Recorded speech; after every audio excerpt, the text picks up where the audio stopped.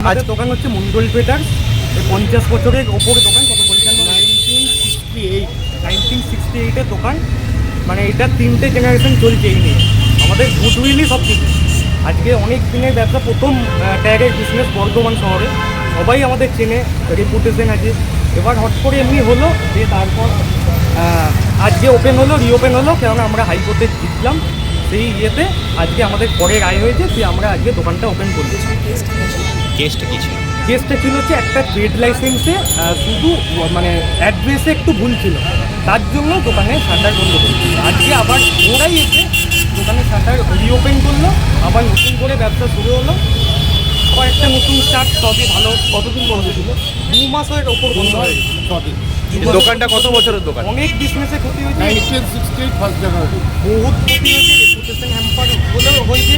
যেমন এতদিন এমনি একটা দোকান যে 60 বছরের কাছাকাছি, যে আজকে মানে 2 মাস বন্ধ, মানে ভাবতেই পারছেন কতটা একটা মানে বাজে একটা কাস্টমার বেশ খারাপ হয়ে যায় না, ইলিগাল গ্রাউন্ডসে। কারণ আজকে তো আমাদের পরেই রায় হলো, মাত্র 2 মাস লাগলো, আজকে আমাদের পরে রায় হলো। কিন্তু এই একটা মাইনার ভুলের জন্য আমি বন্ধ করে দিই। মহামান্য আদালতকে ধন্যবাদ জানাচ্ছেন? আমরা একদম ধন্যবাদ জানাচ্ছি হাইকোর্টকে আর মিউনিসিপ্যালিটিকেও, কেননা আমাদের সবই তো আজকে বর্তমান মিউনিসিপ্যালিটি সব কিছু করে।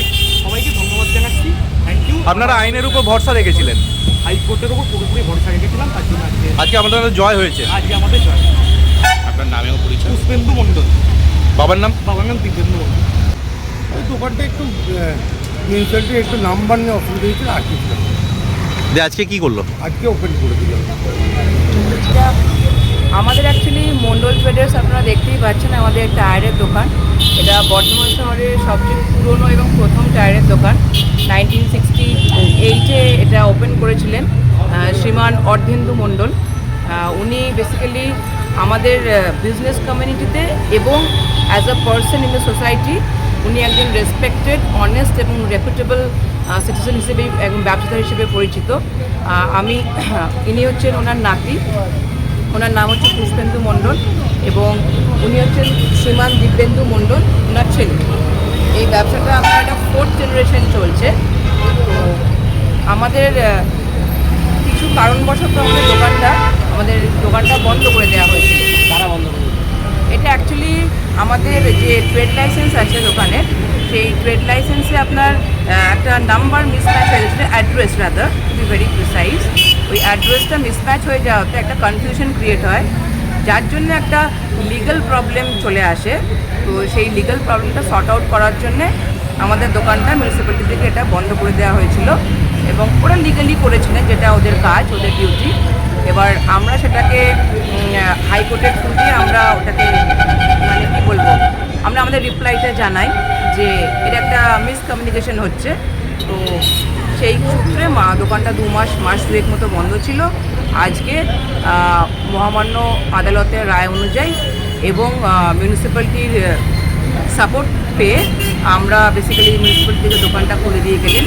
তার জন্য আমরা অনারেবল হাইকোর্ট এবং বর্ধমান মিউনিসিপ্যালিটির কাছে খুবই কৃতজ্ঞ।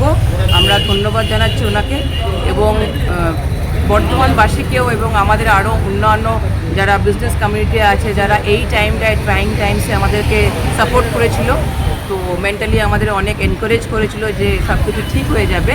তো তাদেরকে আমরা ধন্যবাদ জানাচ্ছি যে আজকে সবারই সাপোর্ট পেয়েছি বলেই আমরা মনোবলটাকে ধরে রাখতে পেরেছি, এবং আজকে আমরা আবার ব্যবসাটাকে আবার চালু করতে পারছি। কবে দোকানটা বন্ধ করেছিল?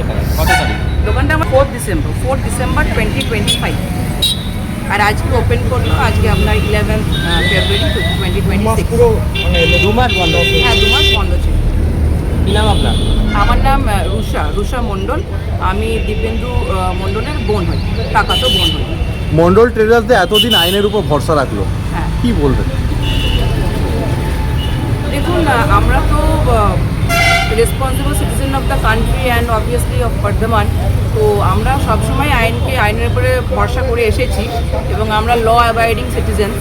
তো আজকে আমরা যে ভরসাটা করেছিলাম সেটা যে সাকসেস হয়েছে, তো সেটার জন্য আমরা খুব খুশি।